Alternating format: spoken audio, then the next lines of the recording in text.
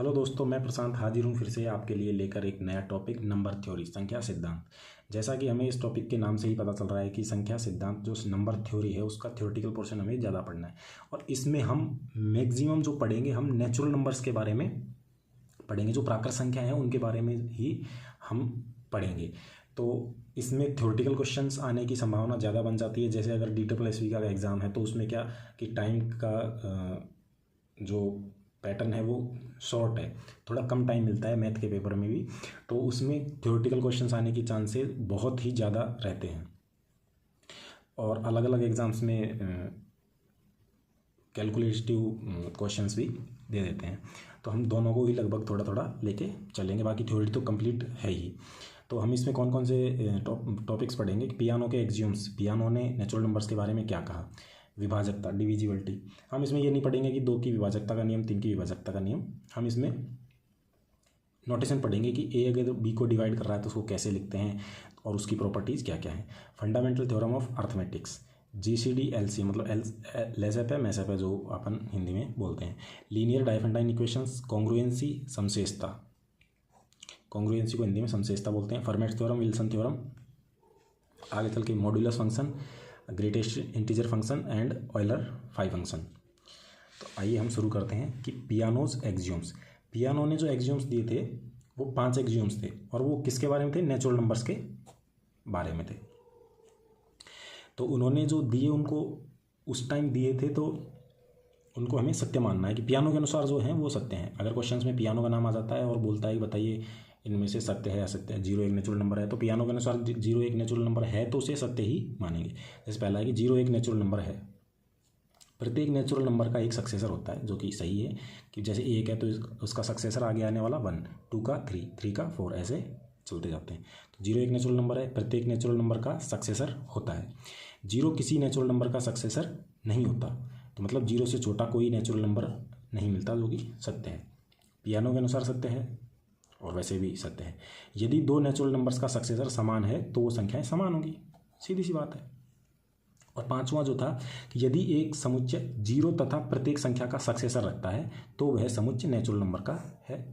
ठीक है, बाकी क्योंकि 0 को इसने नेचुरल नंबर्स में लिया है तो वो पियानो के अनुसार लिया है, जबकि हम पढ़ते हैं कि हमारा नेचुरल नंबर 1 से स्टार्ट होता है।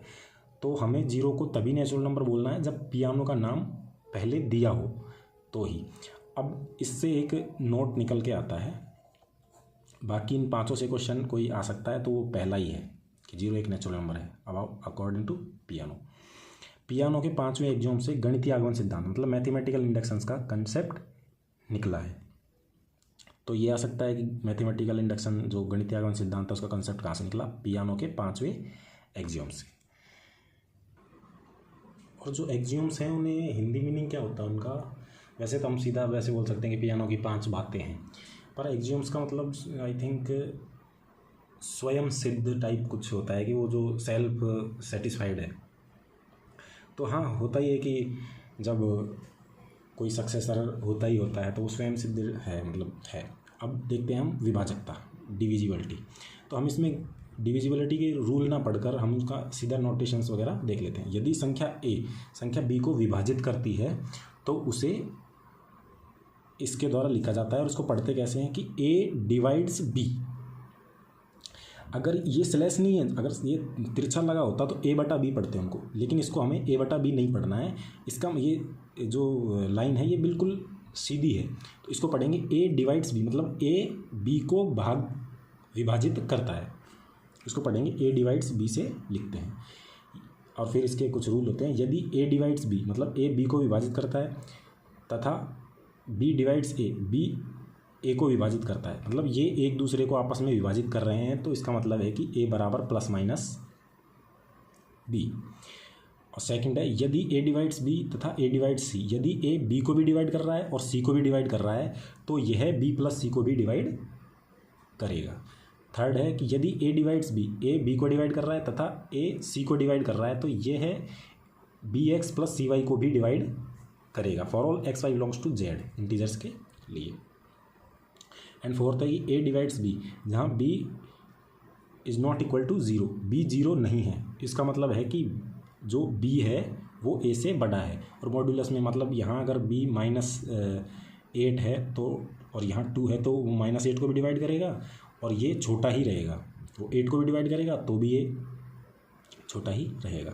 अब आती है थर्ड कि फंडामेंटल थ्योरम ऑफ अरिथमेटिक्स, कि अंकगणित का मूलभूत प्रमेय, जो कि लगभग सभी जानते होंगे कि एक से बड़े प्रत्येक पूर्णांक संख्या या तो एक अभाज्य संख्या होगी या उसे अभाज्य संख्याओं के गुणनफल के रूप में व्यक्त किया जा सकता है, जो कि अपनी थ्योरम है। तो for all n is greater than equal to 2, n is equal to, या तो वो स्वयं अगर है मतलब अभाज्य संख्या तो वो सीधी सीधी लिखी जाएगी, अगर वो नहीं है तो उसे हम अभाज्य गुणनखंड में निकाल कर ऐसे लिख सकते हैं। तो यहाँ जो P1, P2, P3, P जितने भी हैं ये अभाज्य संख्याएं हैं और इनकी ये जो पावर हैं ये n में बिलोंग करती हैं। इसे n का अभाज्य गुणनखंड कहते हैं। P1, P2, P3, P के भिन्न अभाज्य संख्याएं हैं, मतलब डिफरेंट हैं, तथा α1, α2, α के बिलोंग्स टू n, ये नेचुरल नंबर में बिलोंग करती हैं। जैसे कि n इज इक्वल टू 144, तो इसका हम अभाज्य गुणनखंड निकालेंगे, तो जैसे निकालेंगे तो ये 2 की पावर में 4 आ जाएगा और 3 की पावर में 2। इनको पहले ही निकाल के इसलिए रखा है कि टाइम ना लगे, क्योंकि इनमें कैलकुलेशन ऐसी नहीं है जो आपको सीखने की ज़रूरत हो। और हम अब सेकंड देखते हैं 1225, तो इसका भी 5 की पावर 2 और 7 की पावर 2 ऐसे लिख सकते हैं। तो ये हमारा जो अंकगणित का मूलभूत प्रमेय है, फंडामेंटल थ्योरम ऑफ अरिथमेटिक को सेटिस्फाई कर रहे हैं। अब देखिए कि इसी से जो निकल कर आते हैं कि किसी संख्या n के भाजकों की संख्या कैसे निकलती है। तो सबसे पहले तो हम इनके गुणनखंड निकालेंगे, तो वैसे ही n is equal to P1 की पावर α1, ये निकल के जो भी आएंगे के मतलब किसी फिक्स एक टर्म पे जाके ये रुक जाएंगे, जैसे 2 से शुरू होकर 2, 3, 5 या ऐसे कुछ फिक्स, मतलब आगे ज़्यादा नहीं जाएंगे, जहाँ तक जाने हैं वहाँ तक जाके रुक जाएंगे। तो जब रुक जाएंगे तो भाजकों की संख्या, इसको हम टाउ n से लिखते हैं और इसको हम टाउ फंक्शन भी कुछ बोलते हैं। टाउ n क्या होता है कि भाजकों की संख्या निकलती है वो टाउ n होती है। तो टाउ n कैसे निकलेगी, जो इनके जैसे 2 की पावर 4, 3 की पावर 2 है, तो इनका हम +1 करके मल्टीप्लाई कर देंगे। जैसे ही +1 करके मल्टीप्लाई करेंगे p की, तो α1 +1, α2 +1, α3 +1, αk+1, इस टाइप से हम करेंगे। जैसे कि एग्जांपल में हम देख पा रहे हैं कि n इज इक्वल टू 144, तब टाउ क्या होगा, तो हम लेंगे कि अल्फ़ा, मतलब जो 144 है उसका पहले तो गुणनखंड कैसे निकलेगा, 144 का 2 की पावर 4 इंटू 3 की पावर 2, तो इसका क्या हो जाएगा 4 + 1 2 + 1 is equal to 5 into 3 is equal to 15। और जैसे ही 12, 25 का कैसे निकलेगा, तो जी हम देख पा रहे हैं कि इसका पावर 2 है, इसकी पावर 2 है, तो इसके टोटल नंबर ऑफ डिवाइजर्स हो जाएंगे 2 + 1 इंटू 2 + 1, 3 इंटू 3 बराबर 6, तो सॉरी 9। अब आता है हमारा कि यदि कोई नेचुरल नंबर n है तो n के सभी भाजकों का योग क्या होगा।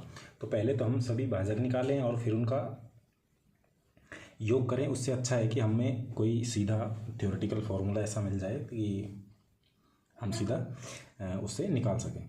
तो पहले हम क्या करेंगे, उनका जो अभाज्य गुणनखंड है वो निकालेंगे, तब सभी भाजकों का योग का फॉर्मूला क्या होता है कि उसको बोलते हैं सिग्मा n। तो इसको सिग्मा फंक्शन भी हम बोल सकते हैं।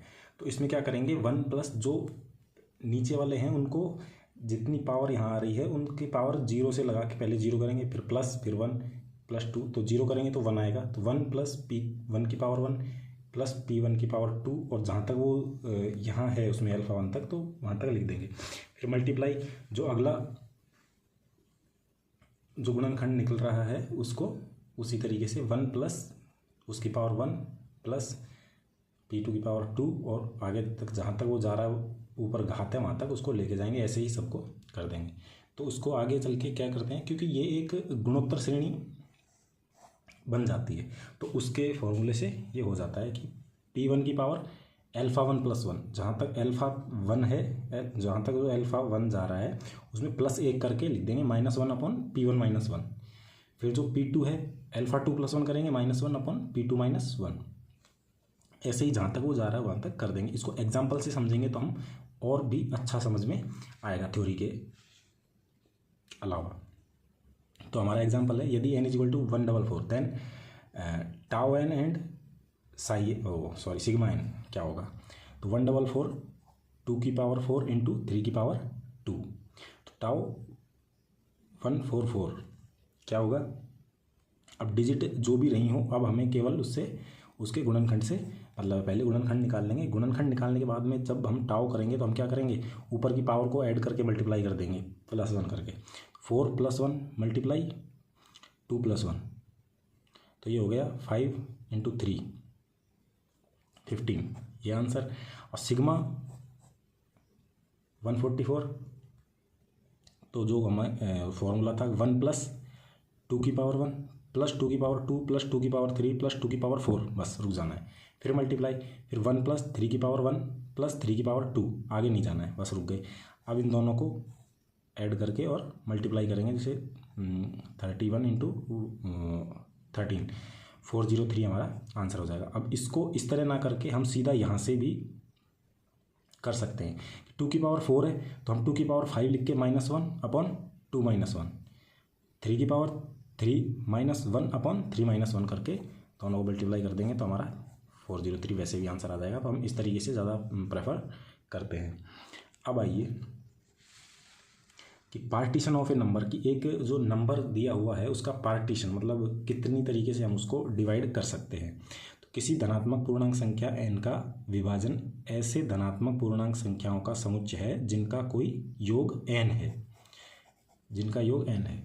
तो कितने पार्टीशन हो सकते हैं, जैसे n = 1 है, इसको हम कितने तरीके से जोड़ के लिख सकते हैं। तो केवल एक ही है कि एक इसको लिख सकते हैं। n = 2, पार्टीशन क्या है, एक, तो इसको सीधा 2 लिख सकते हैं और अलग अलग करके एक एक करके लिख सकते हैं। तो बस इनका योग हो वो वही संख्या आनी चाहिए, तो 2 हो गया।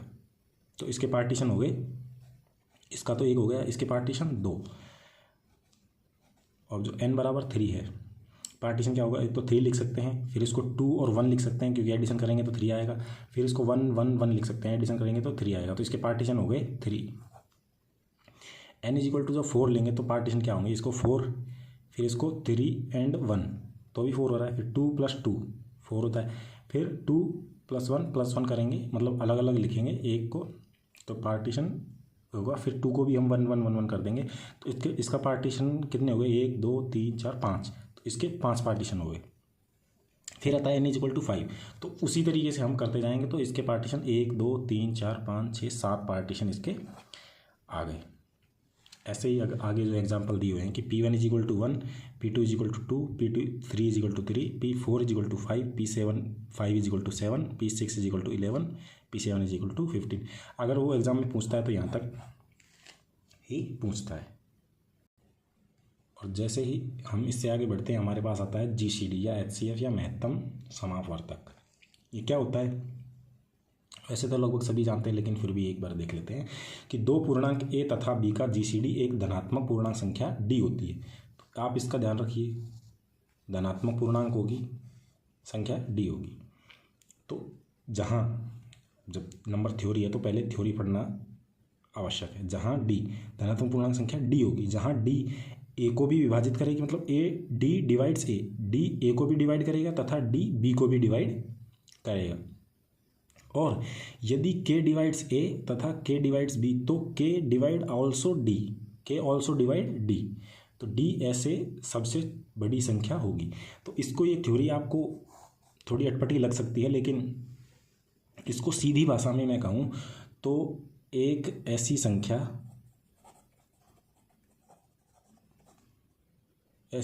या ऐसी सबसे बड़ी संख्या,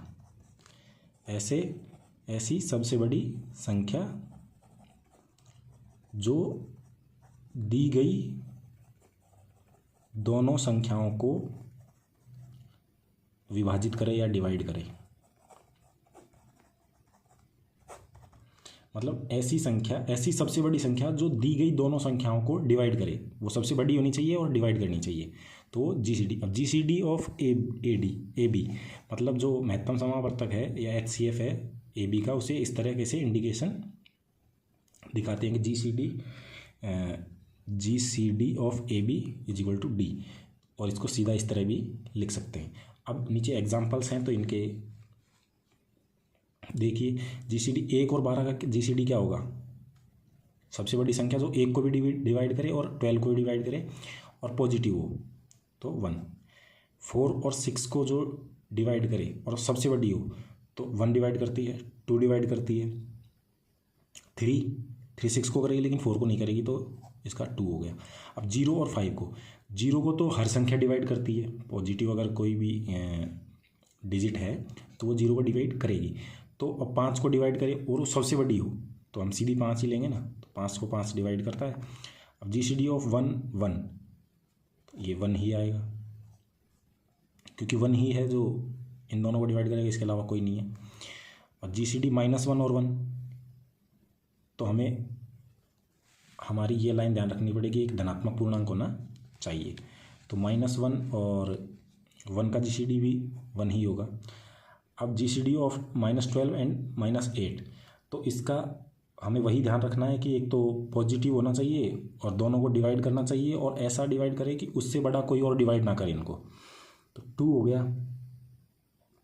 3 नहीं होगा, 4 होगा, 5 नहीं होगा, 6 इसको डिवाइड करेगा लेकिन इसको डिवाइड नहीं करेगा, तो सीधा हम 4 ही हमारा आंसर हो जाएगा। GCD of 0 and -1 1, GCD of 0 0, तो जीसीडी ऑफ 0 हमारा नॉट डिफाइन होता है कि इसको तो हर पॉजिटिव नंबर डिवाइड करेगा, तो इसको हम नॉट डिफाइनेड बोलेंगे। क्योंकि आप कुछ भी ले लोगे वही आएगा, तो नॉट डिफाइन मतलब आता ही जाएंगे इसके जीसीडी, तो उनको फिक्स नहीं है। अब 11 और 17 का जीसीडी, अब 11 और 17 दोनों क्या हैं, सह अभाज्य हैं, मतलब किसी से भी और से भाजित नहीं होते हैं, तो इनका जीसीडी 1 ही होता है। अब एक फॉर्मूला होता है कि LCM of A B and GCD of A B is equal to दोनों का मल्टीप्लिकेशन। ये फॉर्मूला होता है, अगर आपको एलसीएम दे रखा है और दोनों का गुणा दे रखा है और आपसे जीसीडी पूछ रखा है, तो आप इजीली इनको डिवीजन में डाल के और एक दूसरी चीज़ें निकाल सकते हैं। या आपको जीसीडी आप यहाँ से पता चली गया है और 2 संख्याएं दे रखी हैं, तो मल्टीप्लिकेशन आप निकाल सकते हो, उससे एलसीएम यहाँ से निकाल सकते हो। बाकी एलसीएम अपन खुद भी देख लेते हैं, एलसीएम की डेफिनेशन क्या होती है कि 2 पूर्णांक ए तथा बी का एलसीएम एक धनात्मक पूर्णांक संख्या होती है, जिसे हम इस तरीके से लिख सकते हैं, और एलसीएम को हम बड़े ब्रैकेट के द्वारा लिखते हैं, और जो जीसीडी होता है उसे छोटे ब्रैकेट के द्वारा लिखते हैं। बाकी इसकी डेफिनेशन इसके द्वारा पढ़ सकते हैं, लेकिन अगर सीधी इसकी डेफिनेशन पढ़ें तो वो क्या होगी, वह छोटी से छोटी संख्या जिसमें ए व बी दोनों का भाग जाता है। इस तरीके से आप इसको जो सिंपल लैंग्वेज है उसमें इस तरीके से देख सकते हैं। बाकी मैथमेटिकल जो लैंग्वेज है, जो थ्योरी है हमारी नंबर थ्योरी, उसके हिसाब से इसको क्या बोलेंगे कि A divides LCM of A B and B divides LCM of A B. A B divide करेगा और बी भी डिवाइड करेगा, तथा यदि A divides X and B divide X हो तो LCM A B divides X, तो उसका एलसीएम भी दोनों का एक्स को डिवाइड करेगा। मतलब इसका मतलब कंक्लूजन ये निकल के आता है कि जो एलसीएम ऑफ ए बी है वो सबसे छोटा होगा जिसमें ए और बी का भाग जाएगा। अब आगे चलते हैं तो हमारे सामने आता है कि लीनियर डाइफेंटाइन इक्वेशंस। तो ऐसी लीनियर इक्वेशन जिनमें 2 चर हों तथा निम्न प्रकार की हों, a x plus b y is equal to c type की हों, जहाँ ए व बी नॉन जीरो हों तथा ए बी सी तीनों इंटीजर्स हों। इस लीनियर डाइफेंटाइन इक्वेशन के सॉल्यूशन x0 y0 होंगे जो कि इंटीजर्स हैं। तो ये इस समीकरण को संतुष्ट करेंगे जो कि लिखा हुआ है ax0 plus b y zero is equal to c. तो इनके आगे चलकर क्या प्रॉपर्टीज़ होती हैं, लीनियर डाइफेंटाइन इक्वेशन के सॉल्यूशंस कैसे होते हैं, कैसे निकलते हैं, कितने होते हैं, इनको हम देखते हैं कि लीनियर डाइफेंटाइन इक्वेशन के सॉल्यूशन हो भी सकते हैं और नहीं भी। मतलब इसकी 2 कंडीशंस बन सकती हैं, no solution and solution exist. तो लिखा हुआ है कि आगे देखिए, लीनियर डाइफंटाइन इक्वेशन के सॉल्यूशन उपस्थित होने की कंडीशन की, लीनियर जो डाइफंटाइन इक्वेशन है वो सॉल्यूशन एग्जिस्ट करते हैं या नहीं करते, उसकी क्या कंडीशन है। यदि ax plus b y is equal to c कोई लीनियर डाइफंटाइन इक्वेशन है, तब यदि GCD of A B, a और बी का जो जीसीडी है यदि वो सी को डिवाइड करता है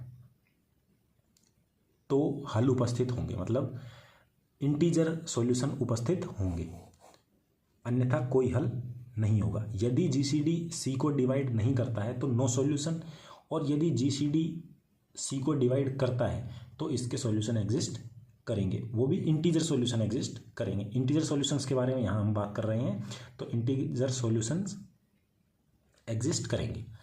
यदि ए तथा बी प्राइम हैं, मतलब अभाज्य हैं, तो ऑब्वियस सी बात है कि जीसीडी इनका 1 होगा, और 1 हमेशा किसी भी इंटीजर को डिवाइड तो करता ही है, तो हमेशा सॉल्यूशन एग्जिस्ट करेंगे। अतः सॉल्यूशन, इंटीजर जो सॉल्यूशन है वो उपस्थित होंगे और अनंत होंगे, मतलब इनफाइनाइट होंगे, क्योंकि माना x0 y0 एक सॉल्यूशन है, मतलब अगर जीसीडी 1 है उनका तो एक सॉल्यूशन तो होगा ही। मान लिया कि x0 y0 एक इंटीजर सॉल्यूशन है, तब अन्य सॉल्यूशन, तब जब इनफाइनाइट है तो तब अन्य सॉल्यूशन कैसे निकलेंगे, तब अन्य सॉल्यूशन होंगे। मान लीजिए अन्य सॉल्यूशन में x और y है, तो अदर सॉल्यूशंस कैसे निकलेंगे, जो x0 है उसमें हम क्या करेंगे, b को ऐड करेंगे। जो b हमारा कहाँ से निकलेगा, जो y के साथ जो एलिमेंट है, जो y का मल्टीपल है वो, जैसे b हमारा निकलेगा, दिखाता हूँ मैं आपको, यहाँ से जो y का मल्टीपल है वो b आएगा, और जो x का मल्टीपल है उसे 1 आएंगे। तो देखिए कि अदर सॉल्यूशन में x क्या होगा, कि जो हमारा एक सॉल्यूशन है, पहले तो हम एक सॉल्यूशन निकाल लेंगे, फिर उसमें y का मल्टीपल जोड़ के k लिख देंगे। अब k क्या है, k है पॉजिटिव इंटीजर, 1 से हम शुरू करेंगे, क्योंकि अगर 0 लेते हैं तो वो तो सॉल्यूशन है ही।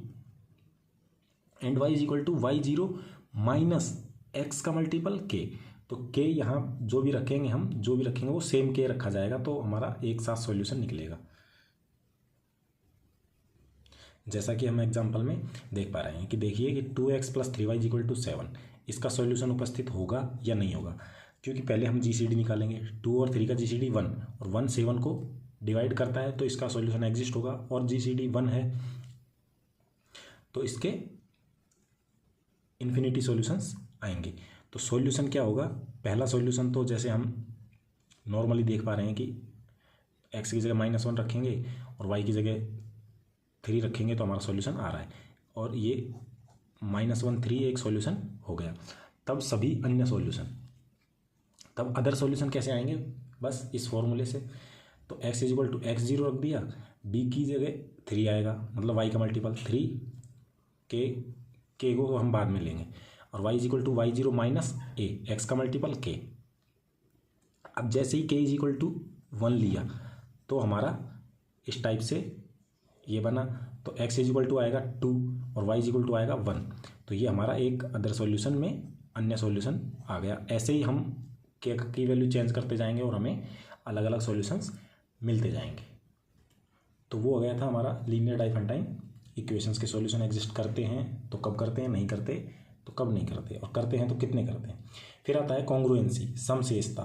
कॉन्ग्रुएंसी का हिंदी मीनिंग समशेषता है, तो इसका समशेषता से हम अच्छी तरह इसको ज़्यादा मतलब समझ पाते हैं। जैसे आगे देखेंगे तो हमें पता चलेगा कि माना n belongs to natural n है, तो for all A B belongs to Z, यदि n कोई प्राकृत संख्या है तो दो इंटीजर्स ए बी, तो a को b के कॉन्ग्रुएंट मॉड्यूलो n कहा जाता है यदि n divides a minus b। एक तो ये कंडीशन हो, और इसे इंडिकेट कैसे किया जाता है, इसे a दिस टाइप से इसको लिखा जाता है, इसको पढ़ा कैसे जाता है, a congruent to b modulo n से व्यक्त करते हैं। इसको पढ़ा ऐसे जाता है कि a congruent to b modulo n। साधारण भाषा में अगर हम देखें तो जिसकी इसकी हिंदी के हिसाब से कि समशेषता की क्या है कि यदि n है उसका a में डिवाइड किया जाए तो जो शेषफल बचेगा, और n का अगर b में डिवाइड किया जाए तो जो शेषफल बचेगा वो इक्वल होगा। तो जैसी भाषा में लिख रखा है कि a व b को n से भाग देने पर समान शेषफल बचता है, इसलिए इसे समशेषता कहते हैं। बाकी ऐसे भी देख सकते हैं, बाकी मेन इसका यही है n divides a minus b, तो वो कॉन्ग्रुएंट होगा, अन्यथा वो कॉन्ग्रुएंट रिलेशन नहीं होगा। अब एग्जांपल्स देख लीजिए इसके कि जैसे 17 कॉन्ग्रुएंट टू 12 मॉड्यूलो 5, तो इसको हमारा जो कॉन्ग्रुएंट की कंडीशन थी कि n divides a minus b, तो 17 माइनस 12 5, जो कि 5 से डिविजिबल है तो 1 आ रहा है, तो डिविजिबल है तो ये कॉन्ग्रुएंस रिलेशन सही है।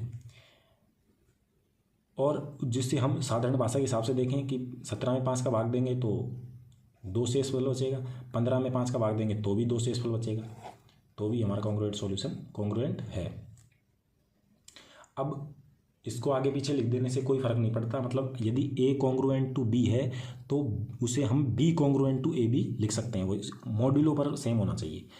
तो 12 कॉन्ग्रुएंट टू 17 मॉड्यूलो 5, तो अब चाहे तो इसको किसी भी तरीके से 12 माइनस 17 करेंगे -5 को 5 डिवाइड करता है तो कॉन्ग्रुएंट रिलेशन है।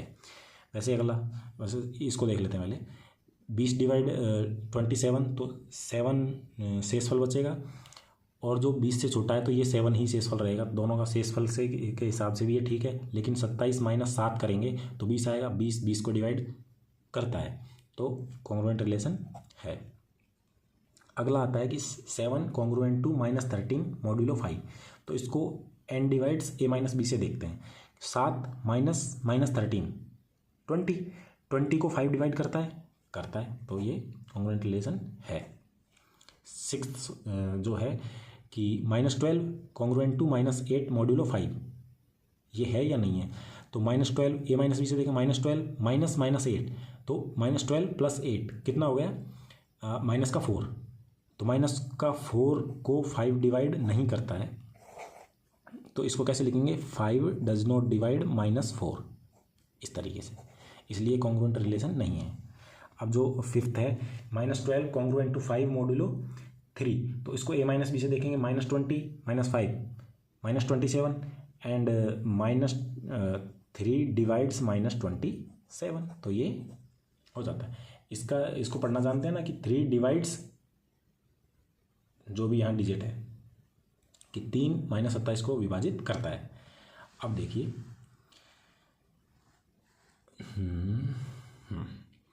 एक पूर्णांक अपने शेषफल के कॉन्ग्रुएंट होता है, कि यदि उसमें n का भाग दिया जाए तो शेषफल बचता है उसके कॉन्ग्रुएंट होता है। कि 8 कॉन्ग्रुएंट टू 1 मॉड्यूलो 7, यदि 7 का 7 में डिवाइड किया जाए तो जो शेषफल बचता है वो 1 उसके कॉन्ग्रुएंट होता है 8, ये यहाँ लिखा गया है। तो 7 मतलब 8 है जो अपने शेषफल 1 के कॉन्ग्रुएंट है मॉड्यूलो 7 के साथ। और इसके जो प्रॉपर्टीज हैं, a congruent to b modulo n, तो b also congruent to a modulo n, ये आपस में कॉन्ग्रुएंट होते हैं। यदि a congruent to b modulo n, तो a की पावर k कर दें, मतलब दोनों में पावर k लगा दें, तो वो भी कॉन्ग्रुएंट होते हैं। यदि, और साथ में ये भी होता है कि कोई डिजिट स्वयं के कॉन्ग्रुएंट होती है, तो ये स्वतुल्य का हो जाता है। फिर a congruent to b modulo n तथा b congruent to c modulo n, तो a congruent to b modulo n, note it is c, तो a congruent to c modulo n, मतलब a b के कॉन्ग्रुएंट है, b c के congruent है, तो a c के कॉन्ग्रुएंट हो जाएगा, जिसको संक्रामक कहते हैं। तो अब इसमें एक नोट है कि कॉन्ग्रुएंसी मतलब समशेषता एक तुल्यता संबंध है, और तुल्यता संबंध को क्या बोलते हैं, जो इसकी प्रॉपर्टीज क्या क्या होती हैं इसकी, क्योंकि यह स्वतुल्य, सममित व संक्रामक तीनों हैं। तो तुल्यता संबंध, तो तुल्यता संबंध मतलब इक्विवेलेंस रिलेशन, मतलब इक्विवेलेंस रिलेशन है यदि यह स्वतुल्य, सममित और संक्रामक है। तो और ये कॉन्ग्रुएंसी तीनों रूल्स यहाँ फॉलो कर रही है कि a कॉन्ग्रुएंट टू b, तो b कॉन्ग्रुएंट टू a, तो सममित हो गया, सिमेट्रिक और ए कॉन्ग्रुएंट टू ए तो इटसेल्फ, तो ये स्वतुल्य हो गया। और a congruent to b, b congruent to c तो ए कॉन्ग्रुएंट टू सी, तो ये संक्रामकता हो गया। अब आगे देखिए, सेकंड है, यदि a congruent to B modulo n, और एक डिफरेंट है कि सी कॉन्ग्रुएंट टू डी, लेकिन मॉड्यूलो एन, एन सेम होना चाहिए, तो दोनों को हम ऐड कर सकते हैं। A plus c congruent to b plus d, modulo n, n वो सेम रहेगा। दोनों को माइनस कर सकते हैं, a minus c congruent to b minus d. दोनों को मल्टीप्लाई कर सकते हैं, a multiply c congruent to b multiply d. ये तीनों रूल हो गए।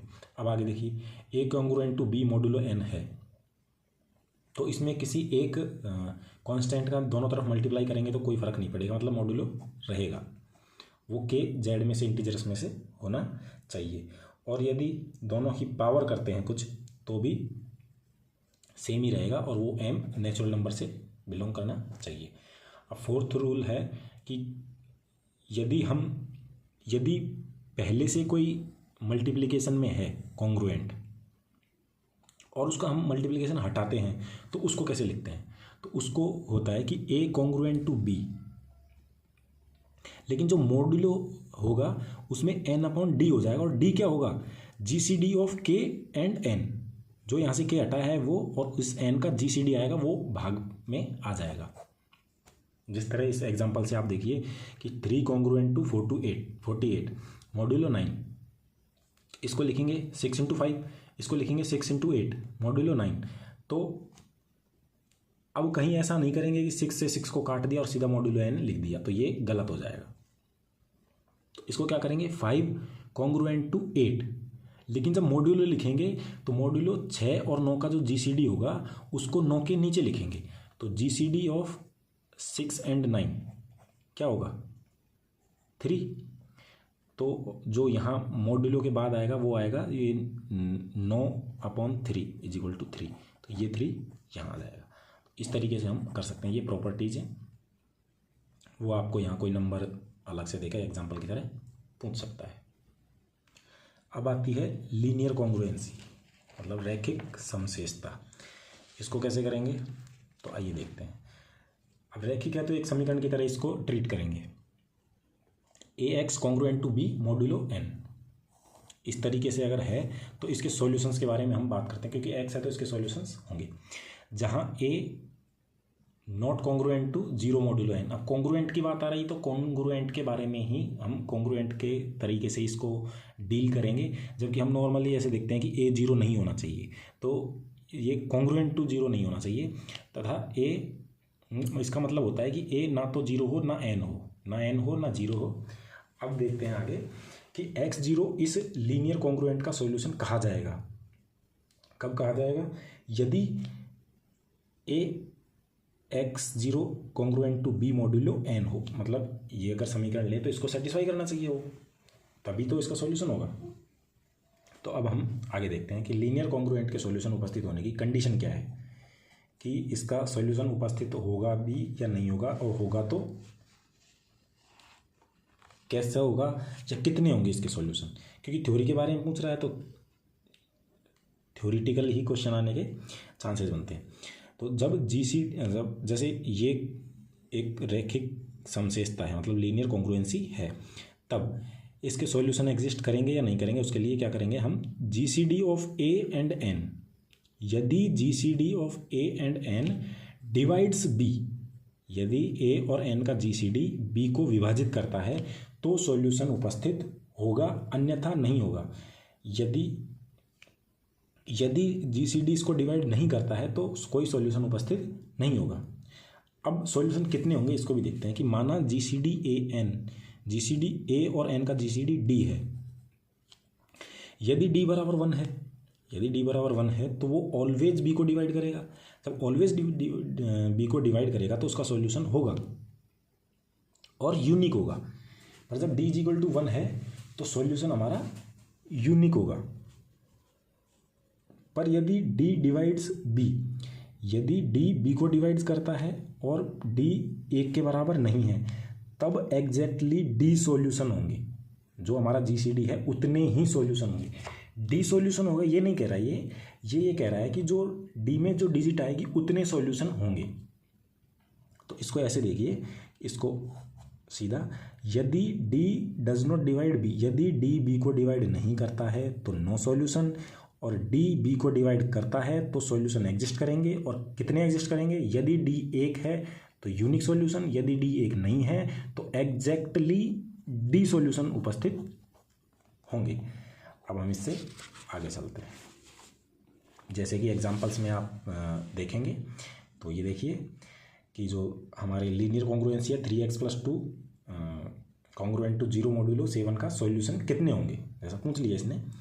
तो 3x+2 कॉन्ग्रुएंट टू 0, तो इसमें जैसे कुछ ऐड कर दें दोनों तरफ या कुछ माइनस कर दें तो भी वो कॉन्ग्रुएंट रहता है। तो जैसे हम इसमें -2 ऐड करेंगे तो ये 3x रह जाएगा और यहाँ -2 हो जाएगा मॉड्यूलो 7। या इसको ऐसे हम देखें तो इसको इधर भेज सकते हैं, लेकिन इस तरीके से होता है कि इसमें +2 इधर ऐड किया था, -2 इधर ऐड करेंगे, -2 इधर ऐड करेंगे, तो वो कोई मायने नहीं रखता कि आपने या तो 2 को उधर भेज दिया तो इसलिए -2 हो गया। तो GCD 3 और 7 हम निकालेंगे, GCD 3 और 7 का GCD निकालेंगे। जो अगर 2 को डिवाइड कर रहा है तो सॉल्यूशन एग्जिस्ट करेंगे। तो GCD 3 और 7 = 1। अब 1 है तो 1 तो हमेशा बी को डिवाइड करेगा, चाहे भी जो भी हो। तो 1 डिवाइड्स बी, ये यहाँ होकर यहाँ आ जाएगा, तो 1 डिवाइड्स -2, तो यूनिक सॉल्यूशन इसका होगा। यूनिक सॉल्यूशन मतलब एक सॉल्यूशन होगा, केवल एक सॉल्यूशन होगा। और example 84x congruent to 16 modulo 35 as solution, कितने सॉल्यूशन इसके होंगे? GCD 84 और 35 का GCD लेंगे तो GCD 7 निकल के आता है। जैसे 7 निकल के आता है तो हम ये देखेंगे 7 एक 16 को डिवाइड कर रहा है या नहीं कर रहा। ये इसको डिवाइड नहीं कर रहा तो नो सॉल्यूशन होंगे। तो ये हमारा लीनियर कॉन्ग्रुएंसी का रिलेशन जो था वो हो गया। अब आती है हमारी फर्मेट थ्योरम कि फर्मेट साहब हमारे क्या बोलते हैं। कि जो फर्मेट थ्योरम है वो उसको सीधा देखिए कि यदि P एक अभाज्य संख्या है, फर्मेट थ्योरम है, तो यदि P एक अभाज्य संख्या है तथा P A को डिवाइड नहीं करती है, मतलब ये डिवाइड का साइन है कि P does not divide A, P A को डिवाइड नहीं करती है, तो ये फर्मेट थ्योरम का इंडिकेशन है कि A की power P-1 congruent to 1 modulo P, अर्थात P किसको डिवाइड करेगा? A की power P-1 A minus B को डिवाइड करेगा ना P, तो A की पावर P-1 -1 को डिवाइड करेगा। इसका मतलब डिवाइड है, ये एकदम सीधा है ऐसे। तो सेकंड है, यदि P एक अभाज्य संख्या है तो A की power P congruent to A modulo n, क्योंकि इसको हम इससे भी देख सकते हैं कि इसको क्या लिख सकते हैं, A की पावर P अपॉन A, तो वो A यहाँ का यहाँ जा सकता है, लेकिन उसमें ये से मल्टीप्लिकेशन और ये इक्वल का साइन नहीं है तो हम सीधा भेजते हैं, लेकिन उस हिसाब से हम देख सकते हैं। तो A की power P congruent to A। अब ऑयलर प्रमेय क्या होती है कि GCD A और n = 1 है, तो A की power φn congruent to 1 modulo n। ये थोड़ी सी फर्मेट थ्योरम के जैसे ही है, क्योंकि 1 है तो इसलिए इसके साथ इसको पढ़ लेते हैं। और φn क्या होता है ये आगे आपको हम बताएंगे। φn होता है कि जो n से छोटे सभी n के साथ सहभाज्य हैं और पॉजिटिव हैं उनको इसमें उनकी जो काउंटिंग है उसको φn बोलते हैं। अब एग्जांपल देखिए, अब ये फर्मेट थ्योरम काम कैसे आती है इसको देखते हैं कि 2 की पावर 1200 है, 1200 है, को 7 से भाग देने पर शेषफल क्या बचेगा? तो 2 की पावर है और 7 से भाग दे रहे हैं, तो इसको हम लिख सकते हैं 2 की पावर 6 कॉन्ग्रुएंट टू 1 मॉड्यूलो 7, क्योंकि फर्मेट थ्योरम के अनुसार 2 की पावर 7 - 1 कॉन्ग्रुएंट टू 1 मॉड्यूलो 7, हम इसमें फर्मेट थ्योरम लगा देंगे। जैसे हम फर्मेट थ्योरम लगाएंगे तो 2 की पावर 6 मॉड्यूलो 1 मॉड्यूलो 7 आ गया। तो अब क्या करेंगे, क्योंकि हमें पता है कि दोनों तरफ हम पावर लगा सकते हैं, कॉन्ग्रुएंसी का जो प्रॉपर्टीज़ है उसमें, इसमें हम पावर, क्योंकि 1200 के पास जाना है तो हम 200 पावर लगा देंगे, इसमें भी 200 पावर लगाएंगे तो ये तो 1 ही रहेगा, ये 1200 हो गया। और मॉड्यूलो 7। और हम कॉन्ग्रुएंसी का रिलेशन है कि इसमें भाग देंगे तो भी शेषफल वही आएगा, और ए में भाग देंगे तो भी शेषफल जो आएगा, और बी में भाग देंगे तो वो भी शेषफल जो आएगा, दोनों इक्वल होंगे। तो इसमें भाग देंगे, इससे अच्छा है कि हम इसमें भाग दे के देख लें। तो इसमें भाग देंगे तो 1 ही हमारा शेषफल आएगा, तो इसका भी शेषफल हम 7 ही 1 ही कह देंगे। यहाँ 7 इसलिए लिया है क्योंकि 7 से डिवाइड करना है, 2 है ही। तो मॉड्यूलो 7 और 2 का रिलेशन कैसे बनाएंगे, और हमें लग रहा है कि 6 का मल्टीप्लिकेशन में कुछ हो सकता है, तो और वो 7 आगे, इससे जस्ट आगे अभाज्य संख्या है, तो वो फर्मेट थ्योरम को हमें लगाने की थोड़ा सा छूट मिल जाती है। अब आती है विल्सन थ्योरम। विल्सन थ्योरम क्या है, यदि p एक अभाज्य संख्या है तब p-1 factorial congruent to -1 modulo p, ये फर्मेट थ्योरम है। और फर्मेट थ्योरम को आप इस तरीके से याद रख सकते हैं, विल्सन थ्योरम। अब विल्सन थ्योरम को आप ऐसे याद रख सकते हैं, इसमें फैक्टोरियल कुछ आता है, p-1 factorial congruent to -1 modulo p।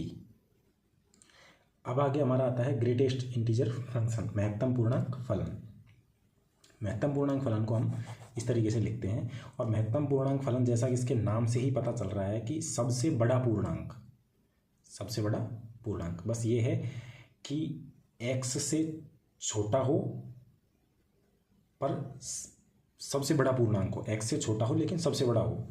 तो वह पूर्णांक जो x से छोटे सभी पूर्णांकों में सबसे बड़ा हो, इसको अगर सिंपल लैंग्वेज में पढ़ा जाए तो इस तरीके से होता है कि वह पूर्णांक जो x से छोटे सभी पूर्णांकों में सबसे बड़ा हो, इसलिए इसको महत्तम पूर्णांक फलन बोलते हैं। बाकी इसको देखने पे ऐसा लगता है कि यार बड़ा बड़ा कुछ लेना होगा, इससे खुद से बड़ा लेना होगा, लेकिन ऐसा नहीं होता है। तो अब हम देखते हैं कि ये मोड x जो है ये x-1 से बड़ा होता है और x के बराबर या उससे छोटा होता है। इसको आप अभी समझ पाएंगे जब एग्जांपल्स देखेंगे।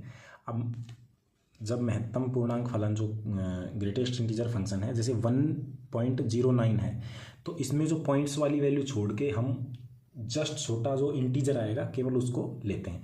1.09 है तो हम इसमें 1 लेंगे, पॉइंट वाली चीज़ें जगह, पॉइंट वाली जो है वैल्यूज़ उनको छोड़ देंगे। अब इसमें 1 दे रखा है तो 1 को लेंगे, अगर नहीं दे रखा होता उसके पीछे जो भी आ रहा होता, जैसे 0 आ गया तो वो आ गया। 5.1 है तो इसका 5, 0.4 है तो इसको लाइन नंबर पे जैसे ही हम देखेंगे तो जैसे ये 0 ये 1, 0.4 यहाँ आएगा, तो इससे छोटा इंटीजर कौन सा है 0, तो वो आ जाएगा। 5 है तो इसमें इंटीजर, क्योंकि जो है ग्रेटेस्ट इंटीजर फंक्शन x के बराबर हो गया, x से छोटा होगा तो बराबर हो सकता है। अगर यहाँ इंटीजर है अंदर तो सीधा इंटीजर वही आ जाएगा, यदि इंटीजर नहीं है पॉइंट्स में है तो उससे छोटा जस्ट जो इंटीजर होगा वो आ जाएगा। तो k अगर अंदर है तो वो k आएगा, for all k belongs to z। यदि इंटीजर्स है कोई अंदर तो वो सीधा सीधा वही आ जाएगा।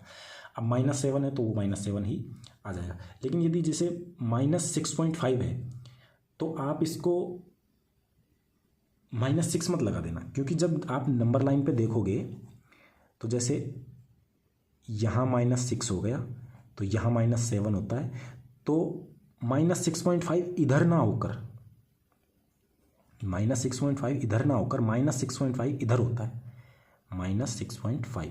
तो अब जब इधर होता है तो इसके लेफ्ट हैंड में या इससे छोटा कौन सा इंटीजर होगा, तो -7 आएगा, इसलिए ये आता है। तो इसका रिलेशन यहाँ से आप इस तरीके से देख लेना। अब प्रॉपर्टीज़ होती हैं इसकी। प्रॉपर्टीज़ क्या होती हैं कि यदि कोई x है, x में कोई n जोड़ रखा है, और यदि n इंटीजर है तो वो इंटीजर बाहर आ जाएगा और केवल इसका जो ग्रेटेस्ट इंटीजर फंक्शन है वो लिखा जाएगा, इसका greatest integer function plus n, क्योंकि n तो पहले ही खुद ही इंटीजर है तो वो बाहर आ जाएगा, जैसा कि लिखा हुआ है कि for all n belongs to integers. और x प्लस वाई है, ये हमेशा x प्लस वाई करके उसका ग्रेटेस्ट इंटीजर फंक्शन लेंगे तो उससे छोटा ही आएगा। अलग अलग जो ग्रेटेस्ट इंटीजर फंक्शन है वो हमेशा छोटा होता है x प्लस वाई से, क्योंकि मान लीजिए यहाँ 1.5 है, यहाँ 2.5 है, तो ये 3 हो जाएगा, अंदर 3 हो गया तो वो पूरा पूरा 3 लिखा जाएगा। लेकिन यहाँ 1.5 है और यहाँ 2.5 है, या मतलब इसमें जो एग्जाम्पल लेंगे उससे होगा, तो यहाँ 1.5 तो यहाँ 1, यहाँ 2.5 तो यहाँ 2, तो 3, तो 3 के 3 बराबर हो सकता है, लेकिन उससे बड़ा नहीं हो सकता, उससे छोटा ही, या तो बराबर होगा या उससे छोटा होगा। और उससे आगे होता है कि अगर उसमें एक ऐड कर दिया अलग से तो वो उससे, ये दोनों इससे छोटे हो जाएंगे। बाकी ये है कि ग्रेटेस्ट इंटीजर फंक्शन x और -x को जब ऐड करते हैं तो या तो 0 आएगा या -1 आएगा। और वो क्यों आएगा उसको हम देखते हैं। जैसे मान लीजिए एक एग्जाम्पल जैसे ले लिया हमने, पहले तो हम ले लेते हैं इसको इंटीजर ही ले लेते हैं कि 5 + -5, तो दोनों इंटीजर हैं तो ये सीधे सीधे खुल जाएंगे। 5 - 5 = 0, तो ये यहाँ हो गया। लेकिन मान लीजिए कि मैंने ले लिया 5.6 + -5.6, तो ये तो 5.6 से ये तो सीधा आ जाएगा 5, और ये क्या हो जाएगा, जैसा कि हमने पहले देखा था कि 6 पॉइंट कुछ लिया था ना, जैसे -6.5 लिया तो वो -7 इधर वाली वैल्यू आ गई, क्योंकि हमसे जस्ट छोटा लेना है। तो छोटा लेना है तो इसमें लेंगे तो -5.6 का क्या हो जाएगा, -6 हो जाएगा, तो ये -1 आ जाता है। इसलिए इसको यहाँ अदरवाइज ऐसा लिख रखा है कि अगर इंटीजर के अलावा कुछ भी होगा तो वो -1 ही आएगा। अब देखते हैं कि मॉड्यूलो नहीं, ये जो ग्रेटेस्ट इंटीजर फंक्शन x का ग्राफ कैसा होता है, या इसका डोमेन और रेंज क्या होती है। इसका डोमेन होता है कंप्लीट R, मतलब इसमें कुछ भी रख सकते हैं, रख तो हम कुछ भी सकते हैं, लेकिन जो निकलेगा जो हमारी रेंज आएगी वो क्या आएगी, केवल इंटीजर्स निकालता है ये। जैसा कि हम आगे देखते आ रहे हैं कि ये केवल इंटीजर्स ही निकालता है। जैसे 1.5 लिया तो ये 1 आपको वैल्यू निकाल के देगा, अगर 0.6 दिया तो भी वो 0 निकाल के आपको वैल्यू देगा, तो वो इंटीजर्स वैल्यू देता है। इसका ग्राफ कैसे होता है कि जैसे हम इसके अंदर जो ये ग्रेटेस्ट इंटीजर फंक्शन x है, इसमें यदि हम 0 रखेंगे तो 0 आएगा, 0.2 रखेंगे तो भी 0 आएगा, तो y की वैल्यू 0 ही आएगी। 1.9 तक 0 आएगा। जैसे ही हम 1 रखेंगे इसमें, जैसे ही हम 1 रखेंगे तो ये y की वैल्यू 1, यहाँ 1 दे देगा ये वैल्यू। इसलिए इसको गोले का मतलब है, खाली गोले का, कि 1 पे ये वैल्यू नहीं ले रहा है, ये 1 पे इस वैल्यू को ले रहा है। और 1 से 1.2, 1.3, 1.5, यहाँ 1.3, 1.5 तक ये वैल्यू 1 ही रहेगी, और जैसे ही 2 पे जाएंगे तो ये वैल्यू 2 पे ले लेगा। इस तरीके से ये फंक्शन बनता है। तो इसमें देखिए, तो रेंज हो गई इसकी इंटीजर्स की, प्रांत हो गया R और परिसर हो गया Z, मतलब डोमेन हो गया R और रेंज हो गई Z। इसका ये ऑप्शन बना के क्वेश्चन पूछ सकता है। तो और इसमें आगे देखिए, यह वर्धमान फलन है परंतु एकदिष्ट वर्धमान फलन नहीं है। मतलब वैल्यू बढ़ तो रही है, जैसे यहाँ 1 है, यहाँ से यहाँ तक, फिर यहाँ से यहाँ तक, यहाँ से यहाँ तक 0 है, फिर यहाँ से यहाँ तक 1 है, फिर 2 है, ऐसे बढ़ तो रही है, लेकिन एकदिष्ट वर्धमान नहीं है कि बस एक के बाद सीधा ऊपर बढ़ता ही जा रहा है। क्योंकि यहाँ तक ये एक समान है, तो ग्राफ सीधा ऐसे ना जाकर, ऐसा मत सोचिए क्या कि ये ग्राफ तो टूट रहा है या कुछ है, तो उसको हम डोमेन पे देखते हैं। यह वर्धमान फलन है परंतु एकदिष्ट वर्धमान नहीं है। यह आवर्ती फलन नहीं है, मतलब ये अपने आप को, इसका ग्राफ रिवाइज नहीं करता है कि किसी के मतलब इतने अंतराल के बाद ये वापस अपने आप को दोहरा रहा हो। यह बाउंडेड नहीं है, मतलब ये आगे बढ़ता ही जाता है, कितना भी R रखते जाओ एक अलग अलग वैल्यूज़ देता जाएगा। और आगे है कि जो ग्रेटेस्ट इंटीजर फंक्शन x की इंटीजर्स पर लिमिट एग्जिस्ट नहीं करती है। ये हम जब लिमिट्स देखेंगे तो जैसे ही हम, जैसे मान लीजिए कि mod x है, ग्रेटेस्ट इंटीजर फंक्शन x है, इसकी किसी इंटीजर पर वैल्यू जब देखेंगे, मान लीजिए 1 पर वैल्यू देख रहे हैं, तो इसका 1 पर तो मान 1 है, लेकिन जैसे ही 1 के राइट में हम जाएंगे तो भी इसकी वैल्यू 1 ही आएगी। लेकिन जैसे ही हम इसके लेफ्ट में जाएंगे तो जैसे 0.99999 भी गए तो भी ये ग्रेटेस्ट इंटीजर फंक्शन इसकी वैल्यू 0 देगा।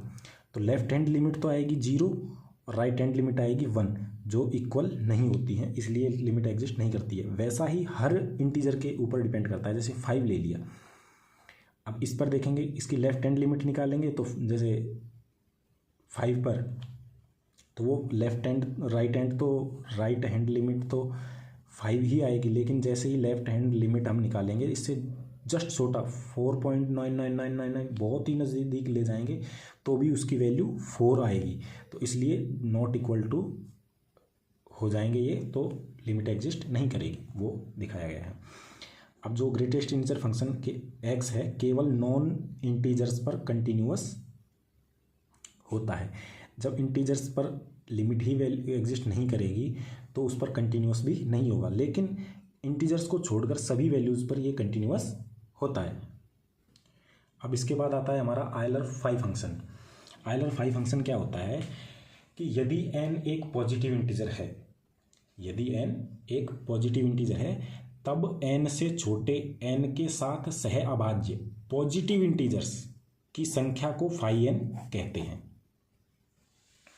मतलब समझे कि n से छोटे जितने भी n के सह अभाज्य हैं, मतलब जिनका जीसीडी n के साथ 1 है और पॉजिटिव हैं, वो उनकी जो काउंटिंग है वो फाई n कहलाती है। जैसे फाई 10, अब जो 10 से छोटे हैं और 10 के साथ को प्राइम है, सहअभाज्य हैं, कौन कौन से हैं?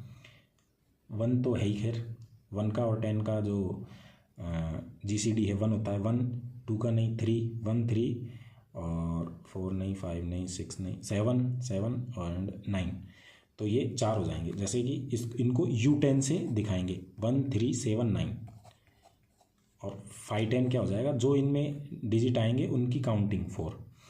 अब जैसे 6 है तो 6 का U6 क्या होगा, जो 6 के साथ को प्राइम है, 1 है और 5 है, तो 5 क्या होगा इसका, मतलब आयलर फाई फंक्शन क्या होगा इसका, 6 का 2 होगा। अब देखिए यदि n प्राइम है मतलब अभाज्य है तो फाई n क्या होगा, n-1, क्योंकि मान लीजिए कि जैसे 7 है, अब 7 से छोटे 7 के सहअभाज्य कौन है, जो 7 से छोटे हैं और सभी, क्योंकि 1b 2b 3b 4b 5b 6b सभी सहअभाज्य हैं तो वो पूरे पूरे आ जाएंगे, तो n-1 हो गया ना, 7 - 1 6। वैसे ही 5 ऑफ 5 ये भी इंटीजर और प्राइम है, तो इससे जो छोटे जितने भी डिजिट होंगे वो पॉजिटिव इंटीजर्स होंगे, वो अपना इसमें आयलर फाई में काउंट होंगे। और जो ऐसे सेट होते हैं कि जो उस 5 से छोटे हों और उसके साथ प्राइम हो, उनको U से डिनोट करते हैं, 1 2 3 4, तो इनकी जो काउंटिंग है वो 5 लिखी जाएगी। तो इस तरीके से हमारा जो नंबर थ्योरी है उसकी जो जितनी भी जानकारी है वो लगभग तो पूरी हुई। लेकिन एक चलो मैं आपको एक फंक्शन और पढ़ा देता हूँ, मॉड्यूलस फंक्शन।